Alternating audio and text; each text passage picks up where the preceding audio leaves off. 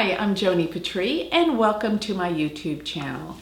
Today I'd like to have a series of lessons that really teaches you the foundations of all astrology, but particularly with Vedic astrology, and that is the houses called the bhavas.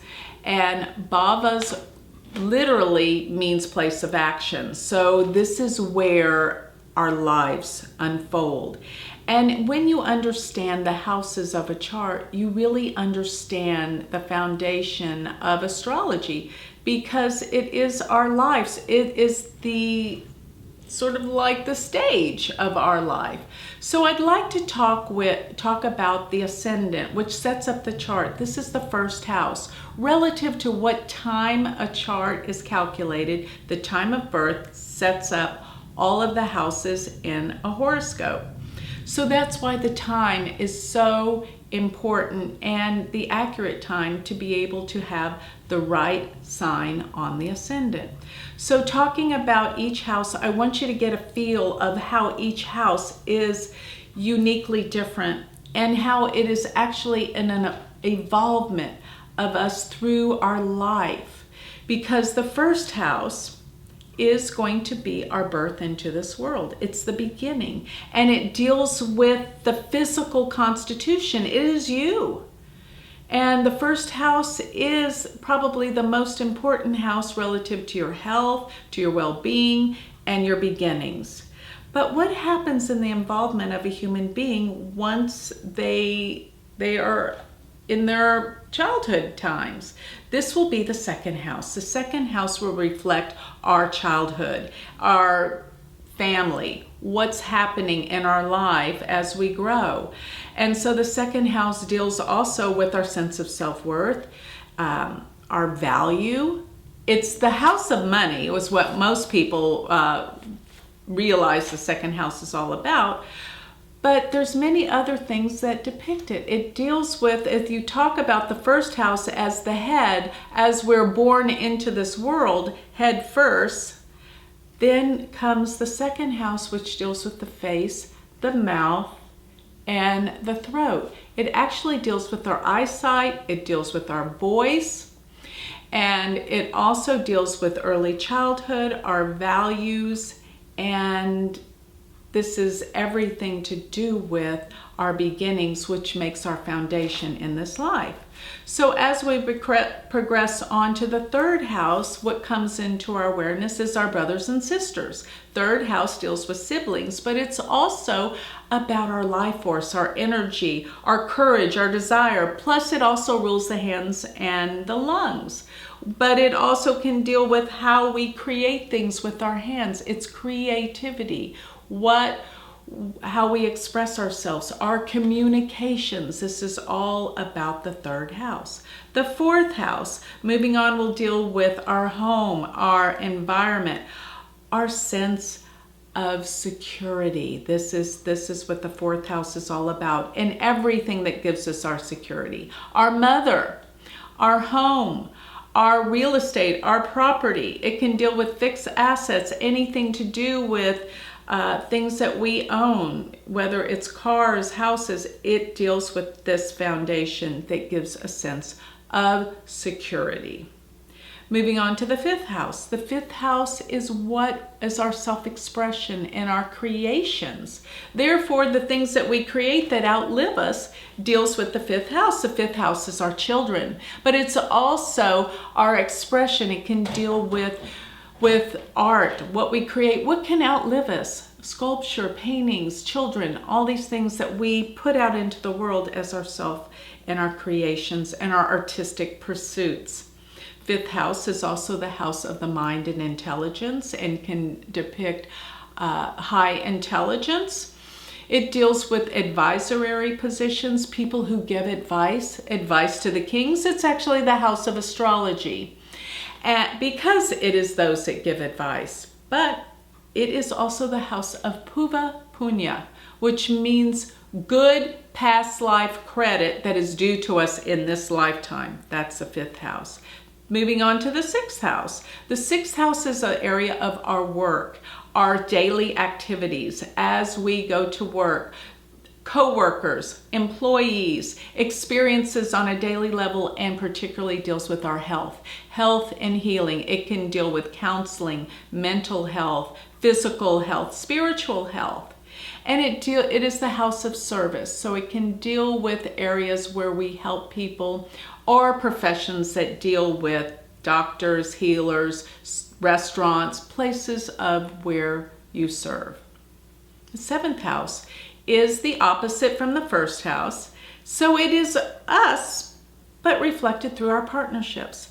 It is any partnership that has a contractual agreement. So therefore it can be business partnerships. It can be marriage partnerships. This is the 7th house.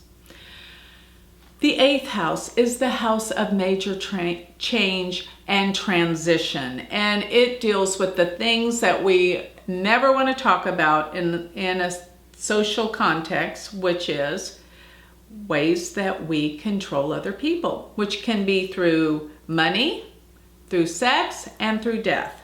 Those are the 3 taboos, because this is what the 8th house rules.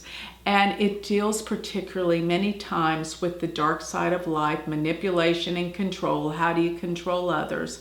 And the reason why I say death is many religions can control others through the fear of what happens when you die. But this is the 8th house. The 8th house can deal with other worlds. It can deal with psychics and places beyond this world. And it is definitely things we can't understand from this world. So the 8th house is beyond, and it deals with metaphysics, and it deals with ways that we transform or change, which death is one of those. 9th house is our spirituality. It is our truth. It is going beyond to the next level of spirituality. It deals with laws, but ultimately spiritual law instead of man-made law, but it can deal with lawyers and the legal profession. It deals with travel, deals with long distance travel, deals with higher education. And as you reflect back to the 3rd house, which deals with communications, opposite from the 9th, the 3rd can deal with lower education and learning, but the 9th house deals with higher education and learning. The 3rd house can deal with travel, but more short distances. The 9th house deals with travel, long distances. The 10th house. 10th house is our career. It's our social standing, how we appear to the world. Whereas when we're out in the world, reflected in our career and our job. But this is more about career, not necessarily just a job per se. This is what we aspire to. This is our ambition, the 10th house. It is our profession. Whereas we're out in the public with the 10th, if you go opposite to the 4th, that's our our private lives, not our public lives. It's where we are at home, away from the world. But the 10th house is where we're in front of the world. Therefore, it represents our social standing and our reputation. The 11th house deals specifically with friends, groups, and organizations. It can deal more specifically with the oldest sibling, and the 3rd house, as I said, represents brothers and sisters, all of them, but more specifically the youngest one. But the 11th house is the oldest one. But overall, it deals with friends, humanity, groups, organizations.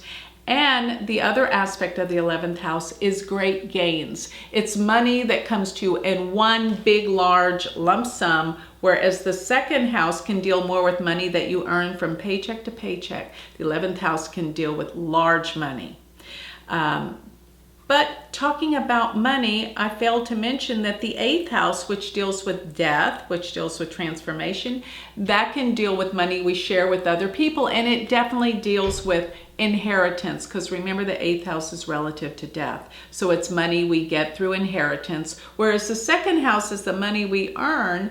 The 8th house, opposite to the 2nd, deals with money that we share with others, whether it comes through marriage, whether it comes through inheritance, but it is another house that deals with finances, like the 11th house deals with large sums of money that come all at once. Last but not least, the 12th house is the house of endings, and it deals with the end of life. It deals with retirement. It deals with many ways that we escape this world. because the 12th house deals with hospitals, it deals with sleep, it deals with ashrams, it deals with outer space, it deals with foreign countries. All of these are like an escape of getting away from your present environment, in other words. So the 12th house is the house of endings. It's a time that you wrap up and finish things up, but it can definitely deal with foreign travel and faraway places.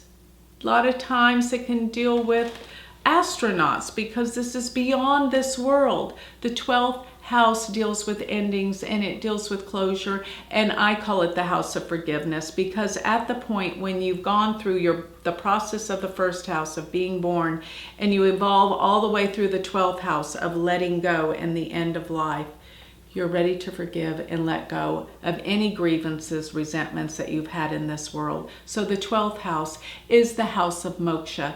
It is our final liberation. It is our unity and oneness with the divine, the ultimate ending of a lifetime in the pattern and the whole cycle of life through the entire 12 houses of the zodiac. With that, I hope you've gained better insight as to what the houses and the process from one to the other involves in a lifetime and a better understanding of astrology.